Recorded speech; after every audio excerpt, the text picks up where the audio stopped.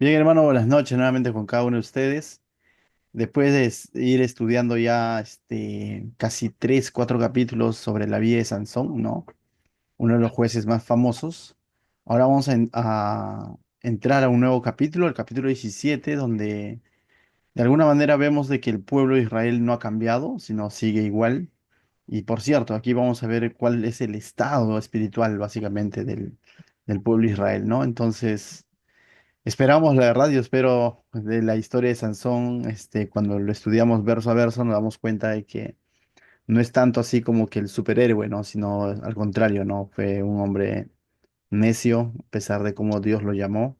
Pero a la vez vemos también la misericordia de Dios, cómo es que Dios, su presencia, su Santo Espíritu estuvo ahí, y cuando él clamó, Dios respondió, ¿no? En cuanto a su salvación, la verdad no podría decir ni afirmar ni negar, pero solo Dios lo sabe, ¿no? Entonces, pero el libro de Jueces, capítulo 17 y el 18 que vamos a ver la siguiente semana, nos va a presentar situaciones bien detalladas de cómo es que el pueblo sigue en una confusión espiritual, cómo es que el pueblo de Israel sigue en pecado durante esos días, ¿no? Estos dos capítulos nos van a dar detalles bien explícitos de cómo el pueblo estaba inmerso en la idolatría. Entonces, vamos a ver, pues el día de hoy vamos a ver la vida quizás de un hombre llamado Micaía, ¿correcto? Verso 1 comienza diciendo lo siguiente. Hubo un hombre del monte de Efraín, significa de la tribu de Efraín, ¿no? Que se llamaba Micaía, el cual dijo a su madre, los 1100 ciclos de plata que te fueron hurtados, la palabra hurtados es robados, ¿no? Acerca de los cuales maldijiste y de los cuales me hablaste.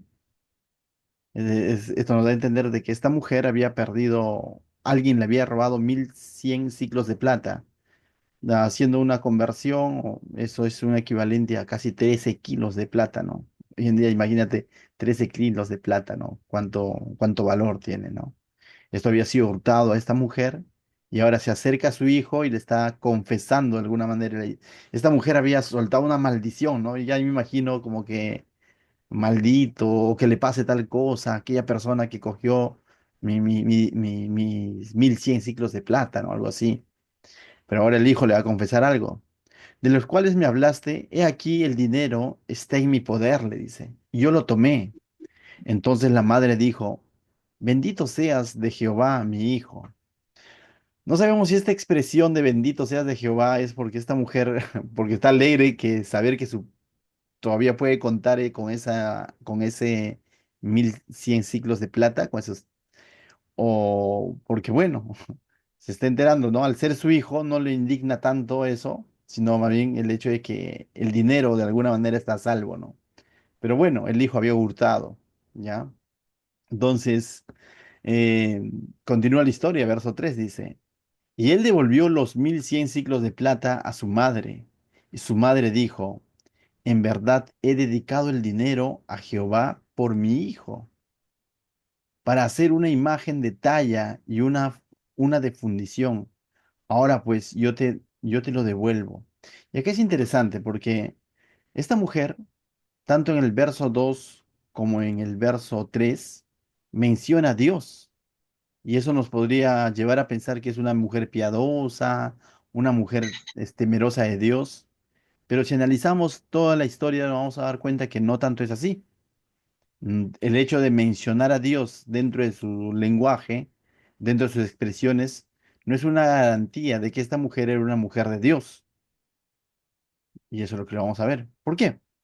Porque primero en el verso 2 vemos de que su hijo le dice, tú has maldecido por tu dinero a quien tú maldeciste, ¿no? Esta mujer, si fuese una mujer de Dios, no soltaría una maldición tan hacia la ligera.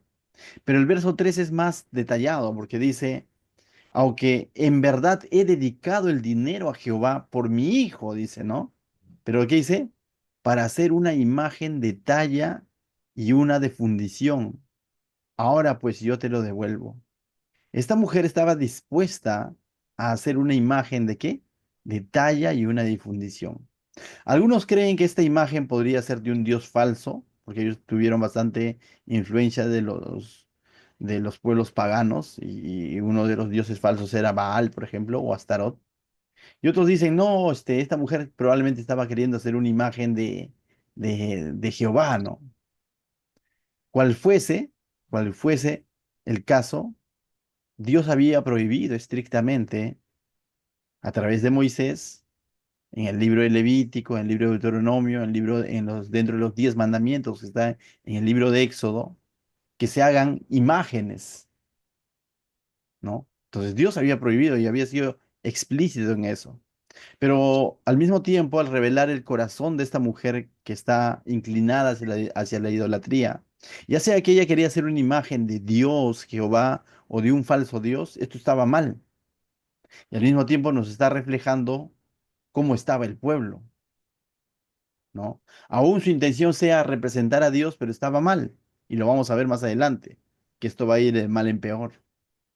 Entonces el verso 4 dice, mas él devolvió el dinero a su madre y tomó su madre 200 siclos de plata y los dio al fundidor, quien hizo de ellos una imagen de talla y una difundición, la cual fue puesta en la casa de Micaía. Entonces, esta imagen es financiado por esta mujer, la dueña de toda esta plata, pero al mismo tiempo lo está haciendo como dedicándoselo a Dios, pero por su hijo, ¿no? Y esta imagen, dice, fue puesta en la casa de su hijo, de Micaía, ¿no? Entonces, em, parecería un buen regalo, ¿no? Pero a los ojos de Dios eso está mal, porque están desobedeciendo a Dios. A veces, como padre, decimos, ¿no? Yo lo doy todo por mi hijo. ¿Escuché esa frase? Pero recuerda, hay alguien que está primero, por encima de tu hijo. Con eso yo no estoy de pronto animándote a que no ames a tu hijo, ama a tu hijo, pero por encima de todo eso está Dios. Amén. Y esta mujer no está poniendo a Dios por encima, sino su amor, el amor hacia su hijo, el querer bendecir a su manera hacia su hijo, está haciendo que ella infrinja algo que Dios había establecido, no hacerse imágenes, ¿no? Entonces, el ser humano muchas veces, en su naturaleza caída, trata o ve distintas maneras de agradar a Dios, de buscar a Dios. Muchos buscan a Dios a su manera, como se dice, y no a la manera de Dios. Para el pueblo de Israel era conocido que ellos no debían de hacer imagen, no debían de hacerse imágenes. Y hay un precedente incluso cuando Moisés baja con las tablas de la ley, ¿se acuerdan? Y el pueblo que acababa de salir de Egipto se hace una imagen, ¿no? Y eso indigna a Moisés. No solo a Moisés, eso también indigna a Dios, ¿no? Y Moisés rompe las tablas de la ley, ¿no? Y de pronto viene castigo sobre los que fueron responsables de esto, ¿no? Entonces, mis hermanos, tengamos mucho cuidado, ¿no? De hacer las cosas porque, bueno, por tradición, bueno, porque nos parece, bueno, porque todos lo hacen, bueno, es que lo hago por amor. ¿Amor a quién? El que realmente ama a alguien o a un hijo, a un familiar, eso no es sinónimo, no es razón para nosotros infringir la palabra de Dios. Por mi hijo robo, no lo hagas, así tu hijo necesite, porque robar es pecado. Por mi hijo miento, no mientas, porque mentir es pecado. Entonces, ¿cuántas cosas a veces se abren? Es que lo hice por mi hijo, pero ten cuidado. Dios es un Dios fiel, es un Dios santo. Dios siempre va a tener una salida a la situación. Entonces, no es una excusa, no es una justificación decir lo hice por mi hijo o lo hice por mi familiar, sino muy por lo contrario, encomendémonos a Dios y Dios va a ser fiel. Amén. Entonces, eh, lamentablemente, pues, ¿no? Eso es lo que hace la religión. La religión hace que las personas hagan cosas creyendo que están haciéndolo para Dios, pero en el fondo no lo están haciendo para Dios. La religión hace que las personas se vuelvan devotas de ciertos tipos de fiestas, de cierto tipo de imágenes, de ciertas fechas del año. Eso hace la religión, que la persona crea que así está buscando a Dios, que así se está acercando a Dios. Pero si hacemos un breve estudio de la palabra de Dios, vamos a dar cuenta que muchas de las cosas que enseña la religión no necesariamente está en la palabra de Dios, sino solamente son formas, maneras que un hombre, un fulano se le ocurrió y comenzaron a hacer y por tradición, por costumbre se comenzó a replicar, pero no lo vemos en la palabra.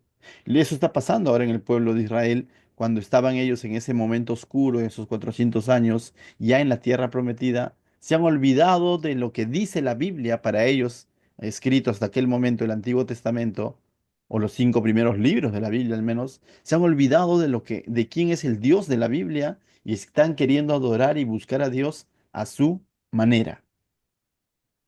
Y les cuesta aceptar quién realmente es Dios, que es un Dios santo que les ha dicho no se hagan imágenes. Pero vemos, recuerda, estamos hablando del pueblo de Israel, eran de la tribu de Efraín, dice. Verso 5 no solamente se va a quedar en que hicieron una imagen, vamos a ver que también comenzaron a hacer una especie de altar, una casa donde van a adorar otros dioses. A esto se le llama sincretismo. Comienzan a combinar la búsqueda a Dios, al verdadero Dios, comienza con idolatría. Entonces, a eso se llama sincretismo en el sentido de que mezcla, ¿no? Nosotros creemos en Jehová, pero también adoramos otros dioses. Pero también creemos en imágenes, creemos en santos. ¿Te suena? Eso ocurre hoy en día, pero dicen creer en Dios, pero a la vez también creen y tienen fe, devoción por otras cosas que no son Dios, a los cuales la Biblia lo demanda, a los cuales la Biblia dice, no te harás imágenes, no adorarás falsos dioses. Dios es celoso, Dios es santo, la gloria tiene que ser para Dios. Pero no vemos hoy en día en la religión que tiene un sincretismo, ¿no? Una mezcla dice creer en Dios, pero también de pasada en otras cosas más. Y tengamos cuidado de eso. Verso 5 mira lo que dice. Dice, y este hombre, Micaía, tuvo casa, ¿qué dice? Si tú lees ahí en tu Biblia, dioses, está en plural, ¿no? Dios, Tuvo casa de Dios, dioses y terafines y consagró a uno de sus hijos para que fuera su sacerdote. Entonces, incluso se hizo de su propio sacerdote. Y si recordamos un poco, los sacerdotes tenían que ser ¿de dónde? De la tribu de Leví, ¿no?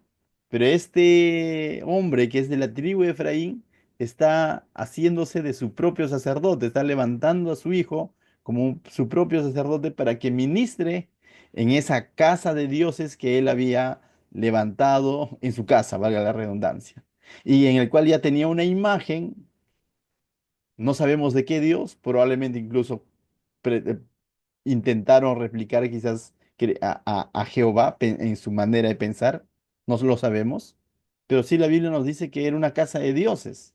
Es decir, estaban poniendo a Dios como un Dios más, como un Dios pagano más. Lo estaban rebajando e igualando a Baal, a Astarot, a Moloch y todo lo demás. Eso no te hace ver que hoy en día ocurre lo mismo. Aquí creemos en Jesús y tenemos devoción por Jesús y tienen una imagen de Jesús crucificado, pero también vas a ver imágenes de santos con sus aureolas ahí, imágenes de una virgen, imágenes de Santa Rosa, imágenes de San Martín y todo lo demás. Y rebajan a Dios a lo mismo. Es más, estos santos que te menciono a veces tienen más devoción y más importancia y más culto todavía. Los sacan en procesión, se encomiendan, existen rezos dedicados a esos santos, fechas dedicados a esos santos.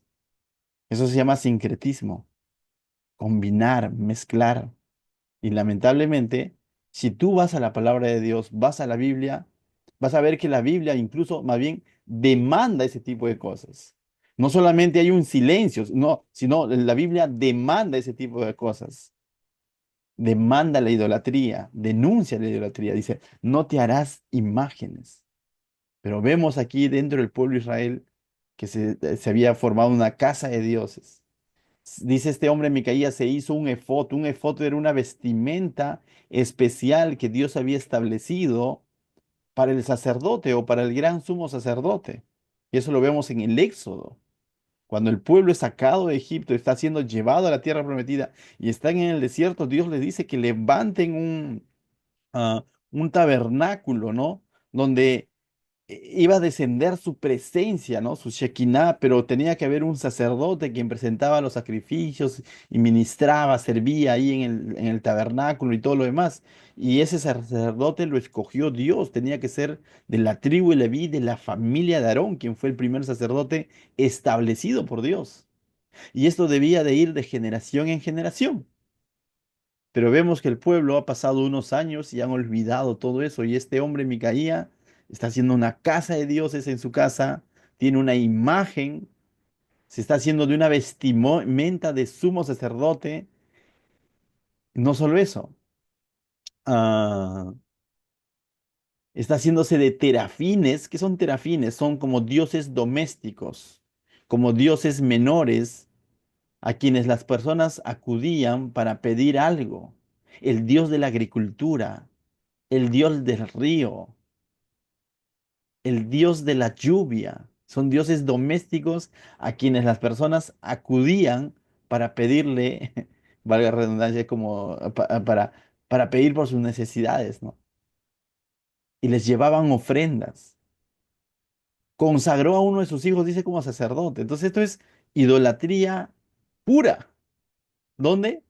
No estamos hablando de un pueblo pagano, estamos hablando del pueblo Israel, exactamente de la tribu de Efraín. Mis hermanos, ver que en el mundo hay idolatría hoy en día no nos debe sorprender. Claro que lo hay. El mundo está caído, está sin Dios. Cada quien hace lo que quiere. Siguen su propia corazonada, su propio criterio. Pero a veces es triste cuando dentro de la iglesia, dentro de los que dicen ser cristianos, se ve ciertos rasgos de idolatría. Y eso sí es penoso. No debe de ocurrir. Cuando un tiempo en la historia, la iglesia estaba en su momento oscuro, allá por los años 1500 aproximadamente, la que se hacía llamar la religión oficial o la que era la iglesia de los cristianos, estaba en su momento oscuro, no por un año, sino por más de 1000 años. Y debo decirlo, era la iglesia católica apostólica romana, ¿ya? Hubo un hombre que Dios levantó de en medio de todo esto. Y este hombre no vino de afuera, sino salió de adentro. Este hombre es Martín Lutero, de quien muchos han escuchado. Este hombre se da cuenta de toda esa aberración que hay dentro de la iglesia, dentro de su iglesia, porque él era también un obispo, ¿no? Era católico. Entonces ve toda esa aberración de idolatría y cosas que estaban en contra de la Biblia, que no glorificaban a Dios y que la palabra de Dios había quedado solamente como un adorno, donde lo conocían solamente unos cuantos, porque estaba en latín y el pueblo no podía leer la Biblia. Y el cura o el padre o el monseñor enseñaba lo que a él le parecía y vendía la salvación con las famosas indulgencias, vendía el perdón de pecados con la famosa indulgencia, tenías que dar tus indulgencias con tus ofrendas, tenías que pagar por el perdón de tu pecado. Entonces, Martín Lutero abre los ojos, creo yo, definitivamente inspirado por Dios, ¿no? Iluminado por Dios, abre los ojos y denuncia, demanda todo ese tipo de acciones. Pero él quiere cambiar de alguna manera eso, pero se da cuenta y se va a Roma, dice la historia a avisarle al Papa, ¿no? De alguna manera, que lo que está ocurriendo en la iglesia que estaba en Alemania, en la iglesia católica. Y cuando él va a Roma se encuentra con una sorpresa, que la cosa era peor, que la corrupción venía desde arriba. Entonces, ¿qué hace Lutero? Tiene que salir. Denuncia esa aberración, denuncia esa idolatría. en el que se había metido la iglesia no por un año, sino por más de 1000 años. Y él termina saliendo, ¿no? A partir de aquel entonces, con otros personajes más, comienza lo que se llama la Reforma,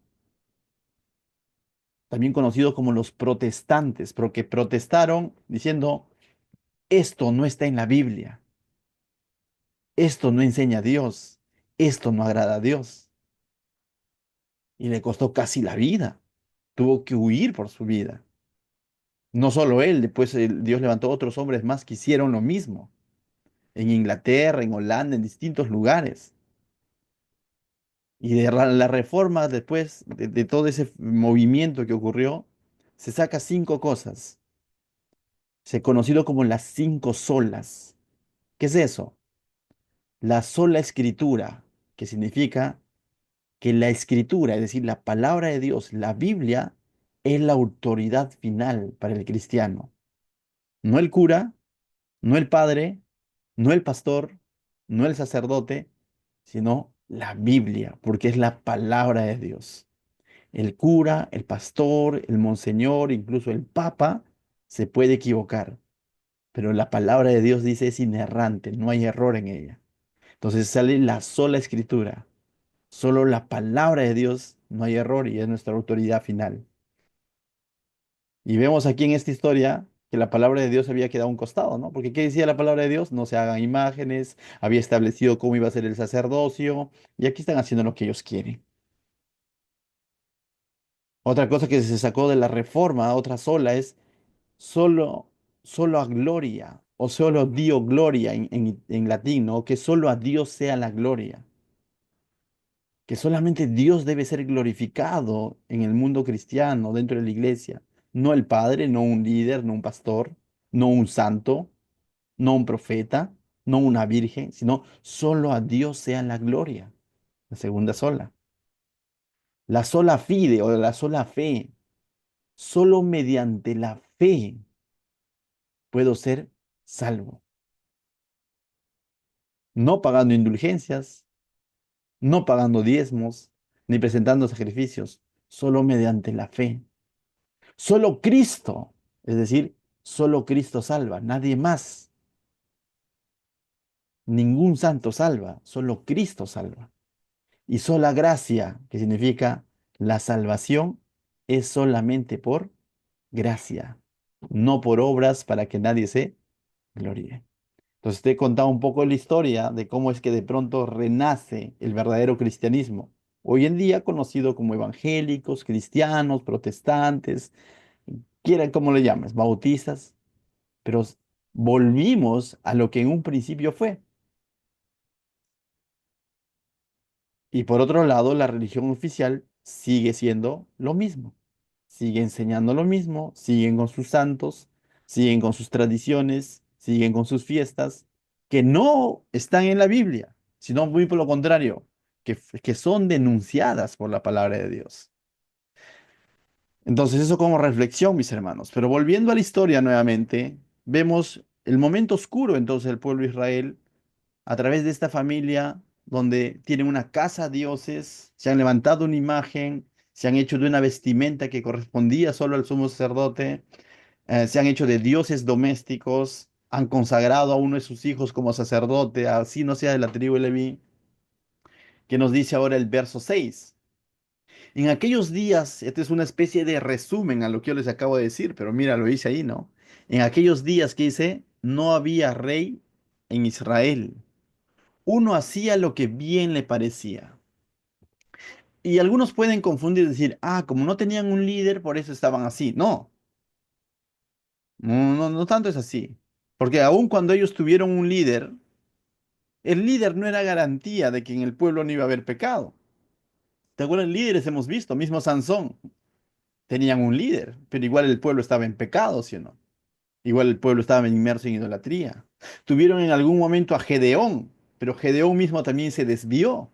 Se hizo también su efod y todo lo demás, y tuvo muchas mujeres. Entonces el problema no tanto es de que no había un rey, porque era bien claro cuando Dios los llamó y los sacó de Egipto, de la esclavitud, para llevarlos a esa tierra prometida, Él les dijo, ustedes serán para mí por pueblo y yo seré para ustedes por Dios. Israel significa gobernado por Dios. Ellos no tenían necesidad de un rey hombre o humano. Dios era su rey. Pero ellos con todas estas actitudes, tras irse tras otros dioses, lo que están haciendo es rechazar el reinado de Dios, el gobierno de Dios, y están queriendo ser como los otros pueblos. De la misma manera, mis hermanos, hoy en día, no es que no haya Dios. Hay un Dios de amor, un Dios santo, un Dios puro, un Dios de misericordia, que quiere gobernar nuestra vida. Pero el ser humano, ¿qué es lo que hace? Hace lo que bien le parece. El ser humano, ¿qué hace? Dice, déjenme vivir mi vida. Yo no tengo por qué rendir cuentas a nadie. Ya tengo 18 años o más. El ser humano busca, dice que su independencia, dice que su libertad, que es libertinaje. En otras palabras, el ser humano no quiere reconocer a Dios como el rey de su vida. Y es por eso que nuestra sociedad está como está. Y si reconocen a Dios, lo conocen como un amuleto, como un adorno, como un Dios más. Dicen que Dios es Dios, pero también el dinero es su Dios en la práctica. El pecado es su Dios en la práctica. El éxito es su propio Dios. La fama es su propio Dios en la práctica. Entonces, en sí, el ser humano está también sin rey. Por eso es que cuando de pronto nosotros como cristianos creemos en Jesús, no solamente creemos en Jesús como nuestro Salvador, creemos en Jesús como nuestro Señor y Salvador. Hay gran diferencias.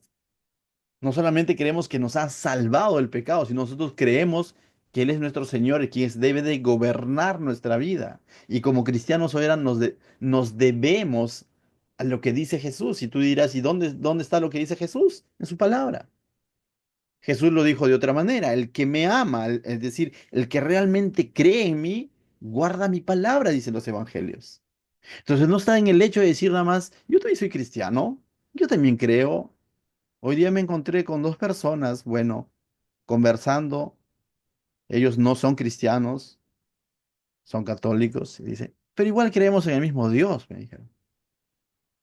Y no es del todo cierto. Creer a la manera como nos dice la Biblia, no, porque Dios es exclusivo. Dios no comparte su gloria con nadie. Pero esa es una de las cosas que hace el enemigo, ¿no? Hacer pensar a la gente que está creyendo en Dios. Y la gente piensa que ya, bueno, así está bien, ¿no?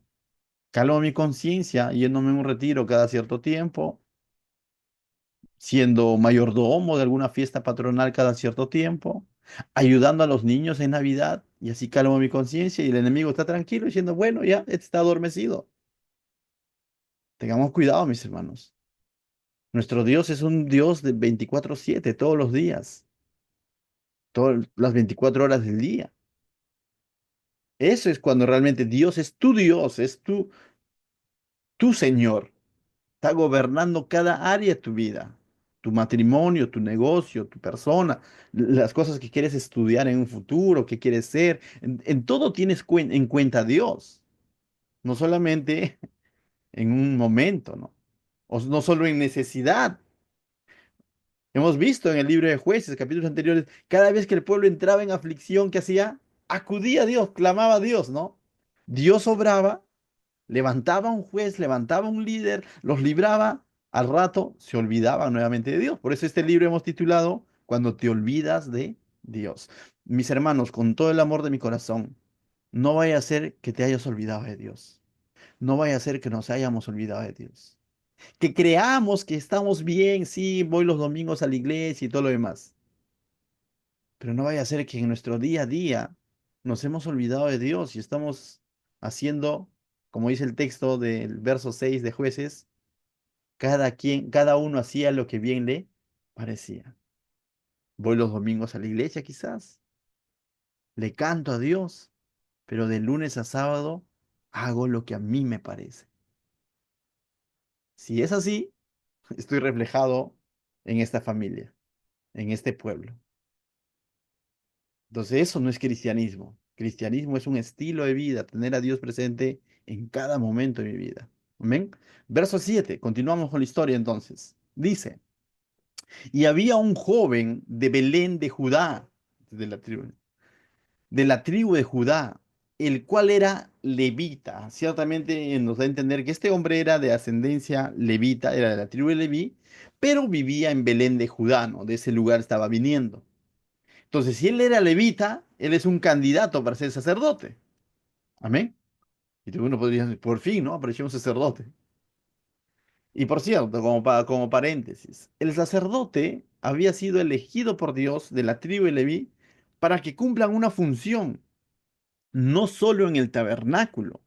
Si vemos un poco el libro de Deuteronomio y sobre todo el libro de Números, también el libro de Josué, cuando se hace la distribución de tierras, a los levitas no le tocó tierra como tal, a la tribu de Leví, pero sí Dios dijo, yo seré su herencia de ellos, en el sentido de que Dios les iba a proveer sustento, casa, abrigo. Le dio a todas las demás tribus, pero a la tribu de Leví no les dio. Pero sí hizo que cada una de las demás tribus dispongan de un lugar exclusivo para los levitas. De tal manera que los levitas tenían dónde habitar en cada pueblo a donde ellos iban, porque Dios lo había dispuesto así. ¿Me dejó entender? Y esto era algo estratégico, ¿no? Porque la función de los levitas no solamente era servir en el tabernáculo, también era instruir al pueblo de qué? De la palabra de Dios. Pero estamos viendo un momento oscuro donde los levitas no han cumplido su función o el pueblo no ha querido escuchar. Porque si los levitas hubieran cumplido su función o el pueblo hubiera escuchado, entonces no estarían haciendo esas cosas que están haciendo. No estarían haciendo esas aberraciones, esas idolatrías que están haciendo. Definitivamente vemos que incluso los levitas se habían desentendido de su función. Los sacerdotes no estaban cumpliendo su función. Entonces el pueblo está pasando por un momento oscuro. Hoy en día, nosotros como cristianos que hemos entregado nuestra vida a Cristo, dice que el Señor nos ha dicho, nos ha dado esa labor de sacerdocio. Y no me refiero solo a pastores, me refiero a todo cristiano. La Biblia dice que somos embajadores de Cristo. La Biblia dice que hemos sido sacados del reino de las tinieblas a la luz admirable para anunciar las virtudes de aquel que nos llamó, es decir, de Cristo.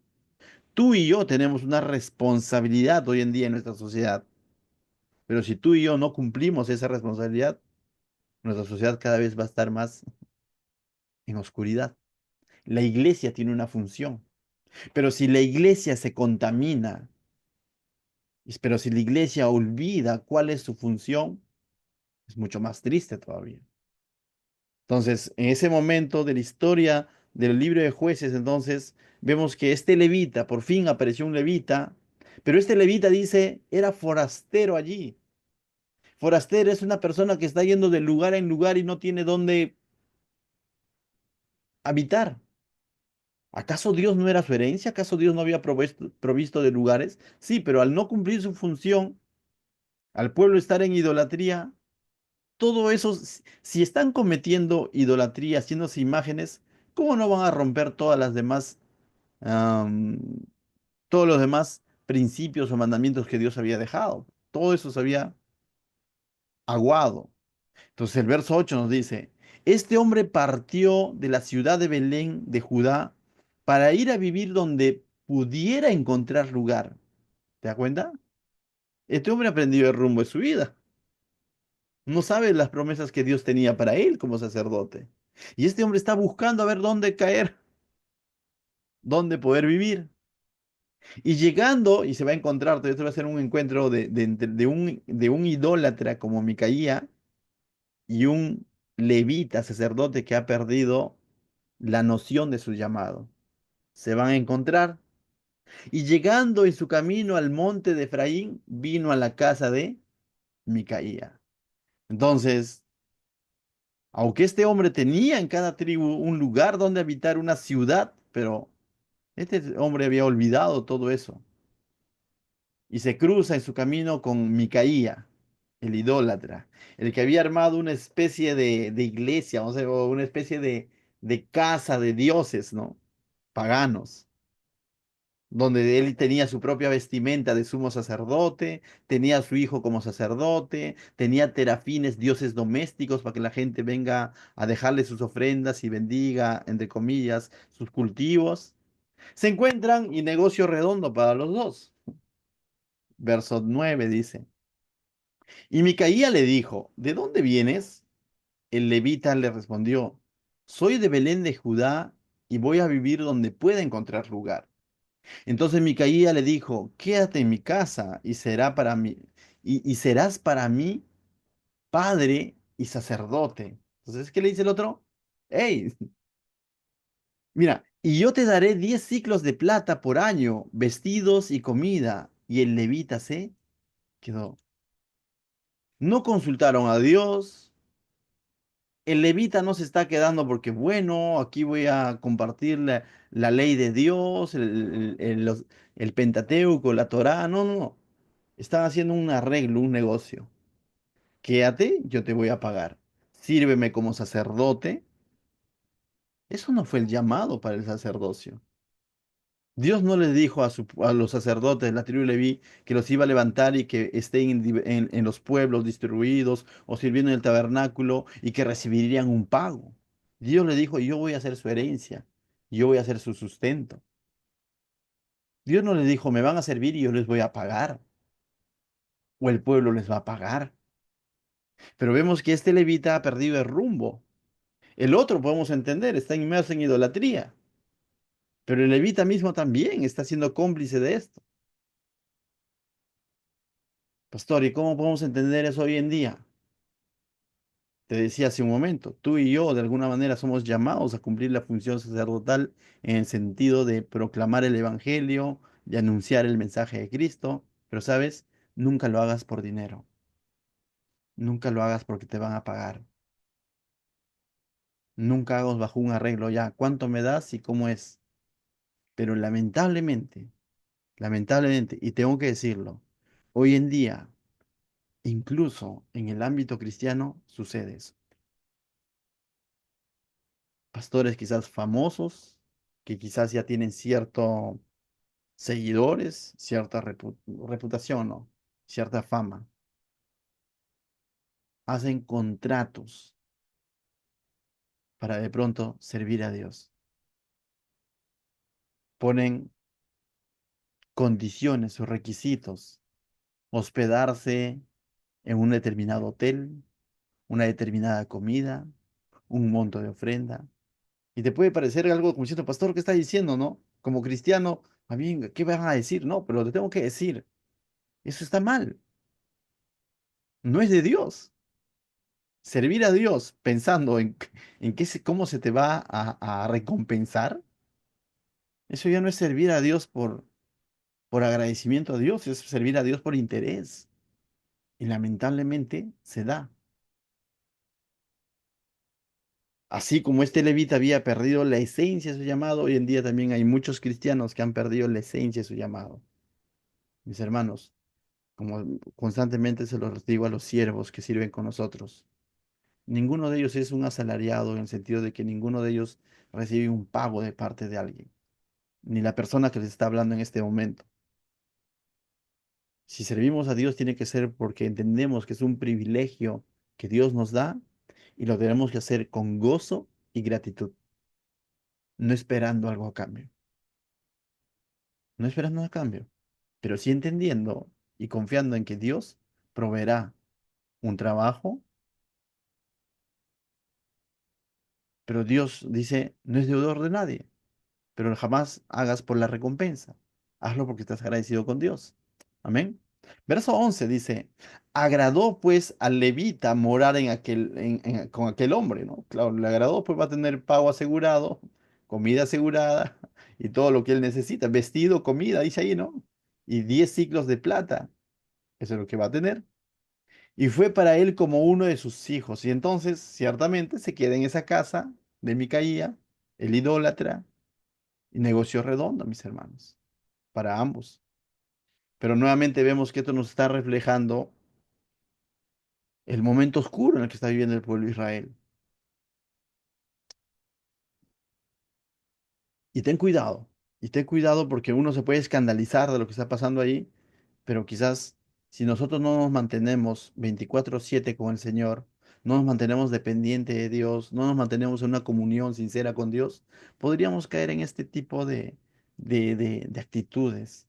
Quizás en la de Micaía, de buscar a Dios a nuestra manera, de buscar decir que creer en Dios, pero también estar confiando en otras cosas que le roban la gloria a Dios, santos, tradiciones, cábalas, amuletos, supersticiones, religión, imágenes. Podríamos caer en eso. Yo creo que esa es la finalidad, el propósito de este capítulo, ¿no? Demostrarnos de que, hey, tengan cuidado, no vayan a caer en lo que cayó el pueblo.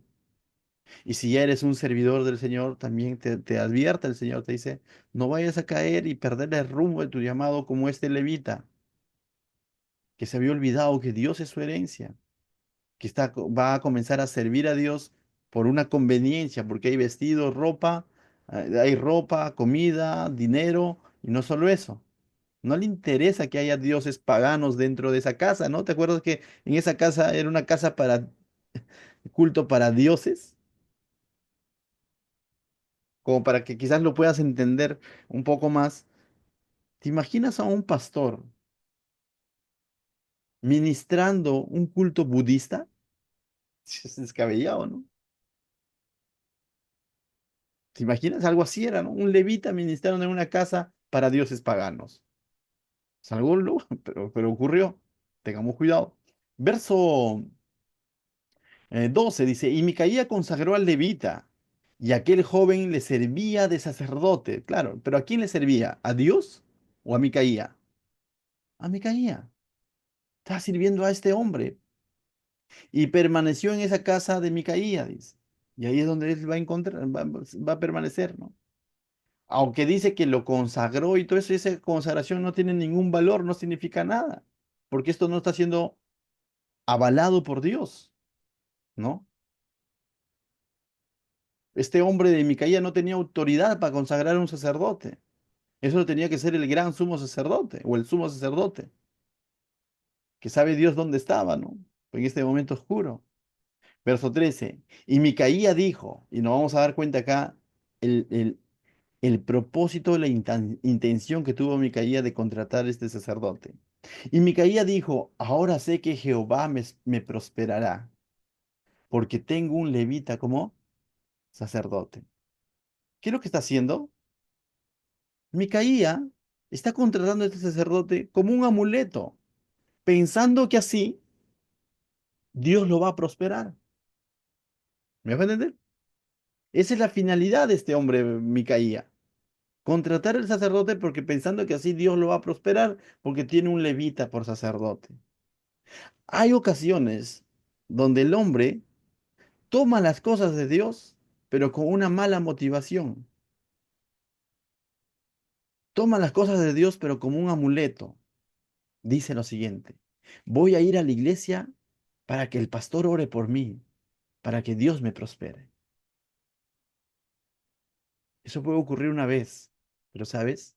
Si tú ya conoces quién es Dios, ve a la iglesia para que afiances tu comunión con Dios. No está mal que el pastor ore por ti, pero que tu motivación no sea eso. ¿Me dejo entender? Voy a invitar al pastor a mi negocio para que él ore por mí, pero no quiero tener comunión con Dios. No está mal que el pastor ore por tu negocio, un hermano más, pero lo que está mal es pensar que así estoy bien con Dios. No usemos las cosas de Dios como amuleto, como superstición. Busquemos a Dios de corazón. No está mal lo que yo te he dicho, esas cosas, pero lo mal está cuando canjeamos todo eso por nuestra profunda y sincera comunión con Dios, ¿no? Me está yendo mal en el trabajo, voy a ir a la iglesia. Me comienza a ir bien, dejo de ir a la iglesia. Me está yendo mal en algún área de mi vida, voy a orar. Me comienza a ir bien, dejo de orar. Entonces, yo estoy usando la oración como un amuleto. Me está yendo mal en algo, comienzo a leer la Biblia. Me comienza a ir bien las cosas, dejo de leer la Biblia. Estoy usando la Biblia como un amuleto. Y no es así. Lamentablemente a veces las cosas de Dios lo convertimos en superstición, en amuletos, y no es así. Este hombre Micaía de pronto está usando el tener un sacerdote con la motivación de ser prosperado. Es como decir hoy en día, ¿no? Voy a contratar al pastor para que trabaje para mí, para que me vaya bien, ¿no? La Biblia dice que los que aman a Dios, todo le ayuda a bien. Pero tu amor a Dios es cuando tú guardas su palabra, cuando tú lo buscas de corazón, cuando tú lo haces el Señor de tu vida y no cuando usas a Dios o las cosas de Dios como amuleto. Entonces, mis hermanos, yo creo que el mensaje es claro de este capítulo y es una advertencia para cada uno de nosotros para no caer en lo que cayó el pueblo de Israel. La Biblia dice, mire que aquel que cree que está firme, que no caiga. Todos de alguna manera en algún momento podríamos caer en esto si descuidamos nuestra comunión con el Señor. Entonces el ánimo esta noche es, no descuides tu comunión con Dios. Busca a Dios con una motivación correcta, sincera, de corazón. ¿Qué tal si oramos ahí en otros lugares?